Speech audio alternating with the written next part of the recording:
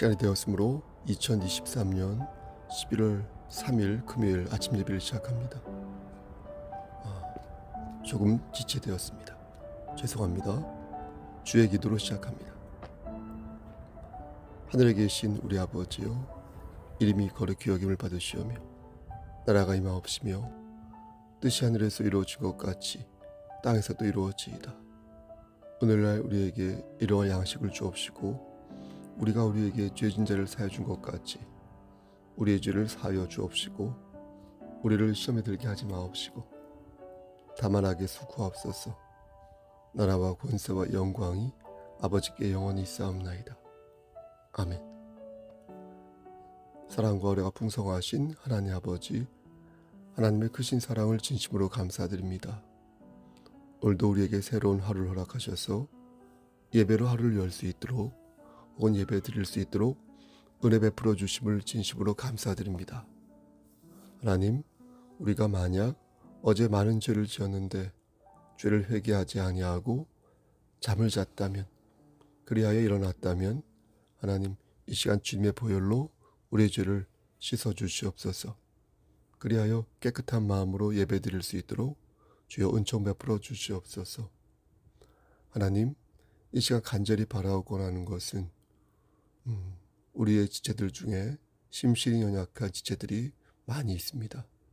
하나님, 찾아가 주셔서 그들에게 용기를 주시고 그들의 세포를 건강하게 만들어 주심으로 말미암아 다시금 저들이 건강한 상태에서 하나님의 일을 감당할 수 있도록 은총 베풀어 주시옵소서.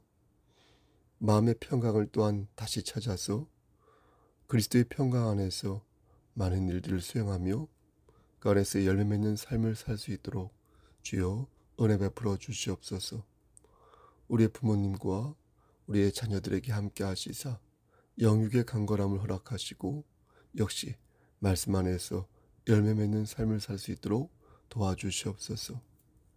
우리 송석교회가 역시 하나님 말씀 안에서 매일매일 자라나는 귀한 교회 공동체 될 수 있도록 하시고 하나님의 뜻을 분별하여서 사람을 취하고 사람을 낚는 구원의 방주로서의 역할을 잘 감당하는 교회 공동체 될 수 있도록 은혜 베풀어 주시옵소서. 자본의 논리, 세상의 논리에 경도되지 않도록 하시고 오직 하나님의 말씀이신 예수 그리스도 안에서 그 은혜를 붙잡고 하나님께 영광 돌리는 그런 교회 공동체 될 수 있도록 은혜 베풀어 주시옵소서. 모든 말씀 예수 그리스도인 받들어 감사하며 기도드렸사옵나이다. 아멘. 하나님 말씀 골로새서 2장 1절에서 7절 말씀입니다. 골로새서 2장 1절에서 7절입니다. 신약성경 제성경으로 324쪽입니다. 1절 골로새서 2장 1절에서 8절입니다. 하나님의 뜻으로 말미암아 그리스도 예수의 사도된 바울과 형제 디모데는 골로새에 있는 성도들 곧 그리스도 안에서 신실한 형제들에게 편지하노니 우리 아버지 하나님으로부터 은혜와 평강이 너에게 있을지어다. 우리가 너희를 위하여 기도할 때마다 하나님 곧 우리 주 예수 그리스도의 아버지께 감사하노라. 이는 그리스도 예수 안에 너희의 믿음과 모든 성도에 대한 사랑을 들었으며 너희를 위하여 하늘에 쌓아둔 소망으로 말미암음이니 곧 너희가 전에 복음 진리의 말씀을 들은 것이라. 이 복음이 이미 너희에게 이름에 너희가 듣고 참으로 하나님의 은혜를 깨달은 날부터 너희 중에서와 같이 또한 온 천하에서도 열매를 맺어 자라는도다. 이와 같이 우리와 함께 종된 사랑하는 에바브라에게 너희가 배웠나니 그는 너희를 위한 그리스도의 신실한 일꾼이요 성령 안에서 너희 사랑을 우리에게 알린 자니라. 아멘.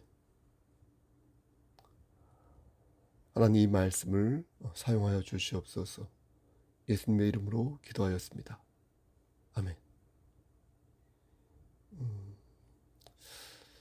예레미야 35장 말씀을 보면 레갑 족속이 등장합니다. 예레미야가 그들에게 포도주를 권하자 그들은 정중히 포도주를 거절합니다. 그러면서 말하기를 우리는 포도주를 마실 수 없습니다. 레갑의 아들 우리의 선조 요나답이 우리에게 이르기를 너희는 평생 포도주를 마시지 말며 집을 짓지도 말며 파종도 하지 말며 평생 장막에 거하라고 말하였습니다. 그리하면 이 땅에서 생명이 길 것이라고 하였기에 우린 그 말씀에 따르고 있습니다. 예레미야는 이들의 정결한 삶을 보고 크게 놀라워했습니다. 그러면서 유대 민족에게 레갑 족속을 이렇게 소개합니다. 이들은 하나님의 말씀에 철저히 순종하며 사는데 너희들은 왜 그 모양이냐? 틈만 나면 하나님의 말씀을 어기고 핑계를 만들어 하나님을 거역하는구나. 실제 하나님께서는 유대 민족이 멸망한다 하더라도 레갑 족속만큼은 지켜주시겠다고 약속하셨습니다. 그야말로 이들은 철저하게 정결한 삶을 살았기에 하나님께서 축복을 약속하신 것입니다. 하지만 레갑 족속의 정결함을 지금 우리가 그대로 따를 수 있는지 물을 때 그게 쉬운 일이 아님을 우린 잘 압니다. 또 그때는 예수 그리스도를 통하여 율법이 갱신되기 전 시대인 구약 시대였습니다. 많은 사람이 율법에 예속되어 있었고 마치 율법을 통하여 구원을 받을 수 있다고 착각하고 있었습니다. 바리새인과 서기관들이 그런 사람들이었습니다. 오직 믿음으로만 구원을 받을 수 있는데 그래서 하나님께서는 마음과 정성으로 제단을 쌓은 아벨의 제사를 받아주셨고 아브라함을 축복해 주신 것인데 그것을 잘 모르고 있었습니다. 중요한 것은 행위 속에 감추어져 있는 그런 의식, 생각입니다. 실제 레갑 족속이 축복을 받은 이유가 무엇입니까? 그것은 그들이 장막에 거했기 때문이 아니라 그만큼 하나님의 말씀을 따르기 위해 애를 썼기 때문입니다.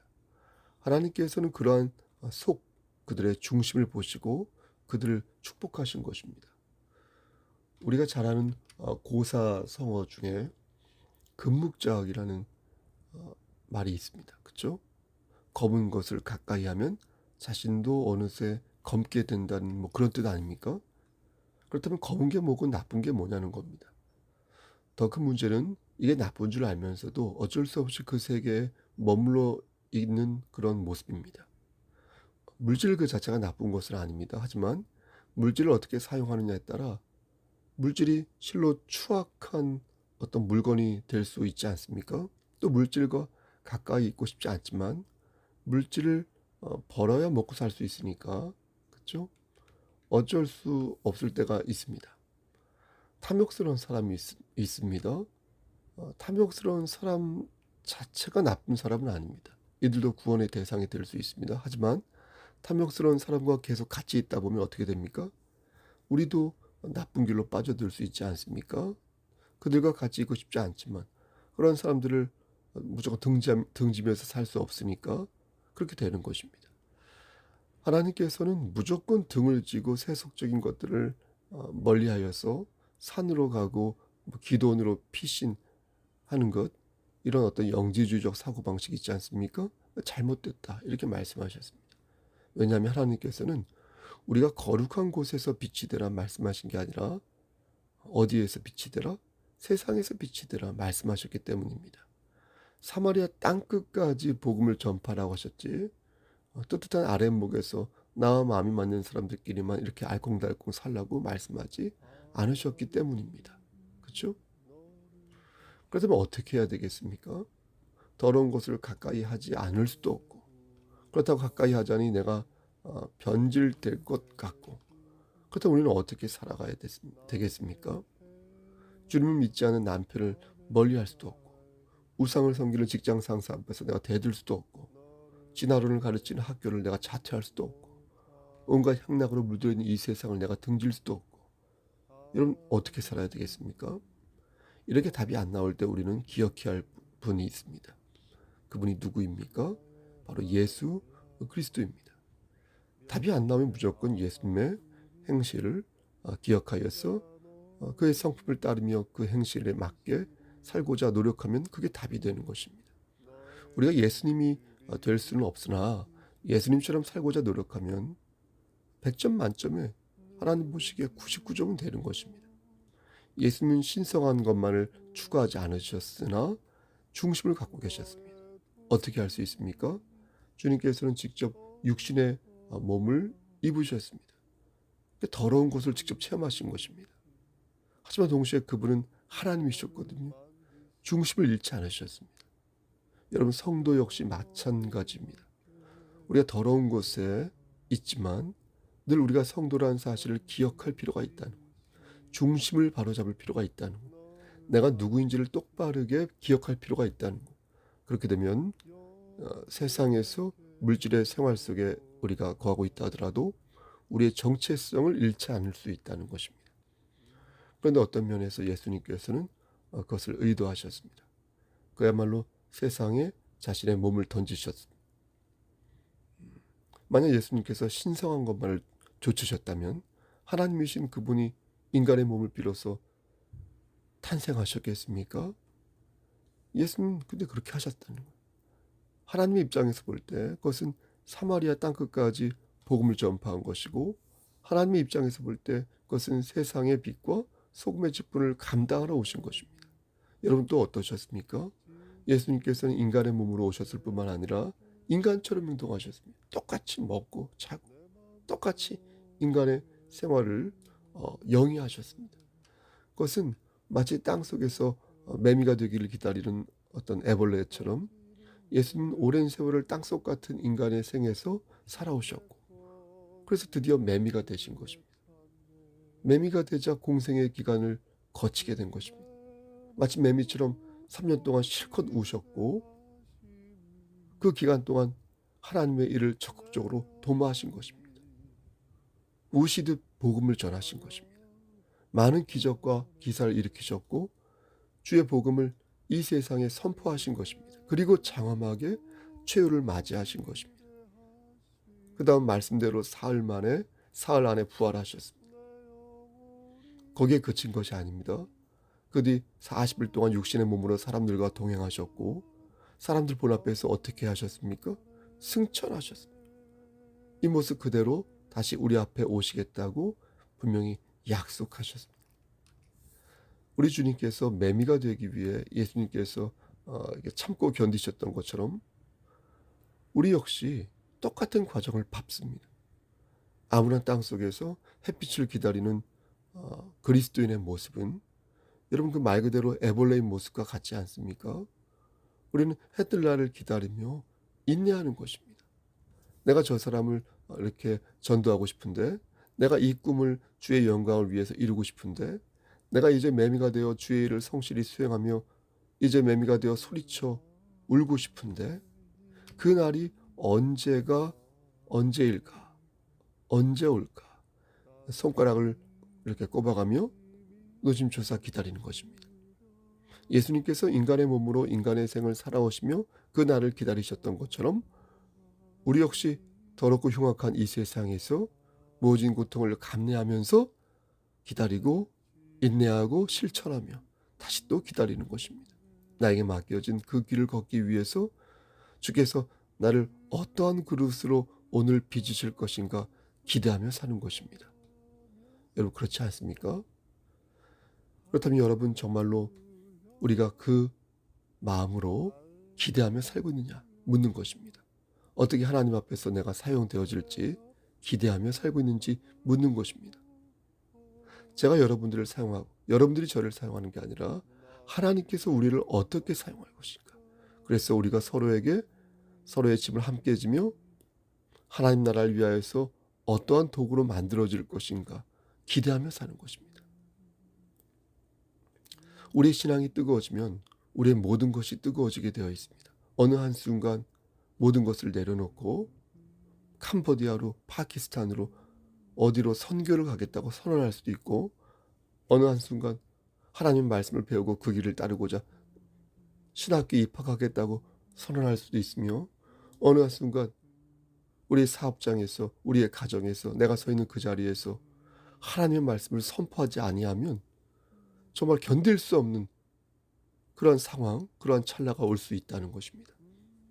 사랑하는 성도 여러분, 하나님께서 여러분을 들어 큰 그릇으로 사용하실 것을 여전히 기대하시길 바랍니다. 연세가 있으신 분은 이미 막이 내렸다고 생각하십니까? 그렇지 않습니다.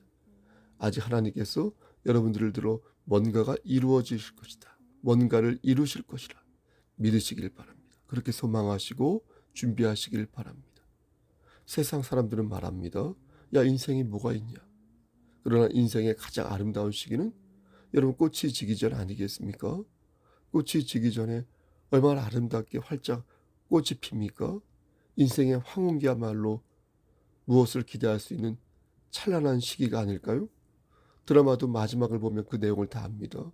유종의 미란 말도 있지 않습니까? 하나님께서 나를 들어 어떻게 사용하셨는지 정말 알고 싶다면 지금 이 순간, 지금부터가 중요하다는 것입니다. 어쩌면 주님께서 아직 시작도 하지 않으셨는지도 모릅니다. 우린 이제부터 영원까지 역사하실 하나님의 섭리를 따라서 기대하며 살아야 할 것입니다.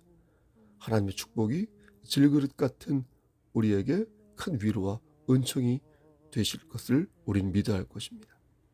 하지만 주께서 고통받으신 것처럼 우리 역시 고통을 받을 수 있습니다. 절망과 낙심 속에서 정말로 눈물의 밤을 보낼 수도 있습니다. 하지만 우리는 예수님의 고난을 생각하면서 예수님의 부활을 소망해야 할 것입니다. 예수님의 죽으심에 머무는 것이 아니라 예수님의 부활하심과 다시 오심을 소망해야 할 것입니다. 부활의 기쁨이 없다면 우리가 어떻게 무슨 낙으로 이 삶을 감당하며 살 수 있겠습니까? 우리는 주님처럼 부활할 것을 믿기에 성도 아닙니까? 예수 그리스도의 부활처럼 몸과 영의 모든 부활할 것을 믿고 영원한 생명을 누릴 것을 믿기에 성도 아닙니까? 나는 부활이요 생명이니 나를 믿는 자는 죽어도 살겠고 무릇 살아서 나를 믿는 자는 영원히 죽지 아니하리니 이것을 네가 믿느냐? 주님께서 분명히 우리에게 약속하신 말씀 아닙니까? 만약 그분이 부활을 하지 않으셨다면 우리 그분의 말을 신뢰하지 못했을 것입니다. 만약 주님이 승천하지 않으셨다면 우리는 우리의 하늘나라에 거하게 됨을 믿지 않을 것입니다. 이제 하나 남았습니다. 주님의 재림만 남았습니다. 성령 하나님께서 우리를 지켜주심으로 우리는 그 확신을 갖게 되었고 이제 승천하신 우리 주 예수 그리스도께서 재림하시는 것만을 기다리게 되었습니다. 내가 진실로 속히 오리라 하시거늘 아멘. 주 예수여 오시옵소서. 사랑하는 성도 여러분, 그러면 어떻게 우리는 살아야 되겠습니까? 이 복음이 이미 너희에게 이르매 너희가 듣고 참으로 하나님의 은혜를 깨달은 날부터 너희 중에서와 같이 또한 온 천하에서도 열매를 맺어 자라는도다. 이와 같이 우리와 함께 종된 사랑하는 에바브라에게 너희가 배웠나니 그는 너희를 위한 그리스도의 신실한 일꾼이요 성령 안에서 너희 사랑을 우리에게 알린 자니라. 이미 우리 안에 복음이 있음을 믿고 우리가 다른 사람에게 귀감이 되는 그리스도인이 되어서 그렇게 복음의 확장력을 갖게 되는 교회 공동체가 되어야 할 것입니다. 그리고 우리는 그 목장을 조심해야 할 것입니다. 명심해야 할 것입니다. 더러운 것을 가까이 하면 아니 될 것입니다. 악은 모든 모양이라도 버려야 할 것입니다. 그리고 우리의 삶 전반이 하나님께 드려지는 삶을 살기 위해 우리가 더욱더 어떻게 하면 내가 하나님을 기쁘시게 하는 삶을 살 것인가 기대하고 또 하나님과 가까워지는 삶을 살기 위해 노력해야 할 것입니다. 넘어지고 쓰러지더라도 다시 중심을 잡고 일어서서 예수 그리스도의 재림을 기다리면서 오늘 하루를 당당하게 그리고 자신 있게 은혜 안에서 살아야 할 것입니다. 한 번 더 여러분들에게 권면합니다. 이 복음이 이미 너희에게 이르매 너희가 듣고 참으로 하나님의 은혜를 깨달은 날부터 너희 중에서와 같이 또한 온 천하에서도 열매를 맺어 자라는도다. 이 말씀을 기억하셔서 여러분 오늘도 하나님의 은혜 안에서 열매를 맺는 아름답고 성숙한 삶을 사시기를 우리를 죄에서 구속해 주신 주 예수 그리스도의 받들어 간절히 축원합니다. 아멘. 이제는 우리를 죄에서 구속해 주신 우리 구주 예수 그리스도의 은혜와 아버지 하나님의 만극하신 그 사랑하심과 성령 하나님의 교통하시고 인도하시는 모든 역사하심이 하나님 말씀 안에서 오늘도 하나님의 은혜를 깨달으며 열매 맺는 삶을 살아 하나님을 기쁘시게 하는 삶을 살기를 소원하는 여기 모인 성도와 그들의 가정과 이 재단과 이 나라 위에 하나님의 사랑하심이 세세토록 함께 계실지어다. 아멘.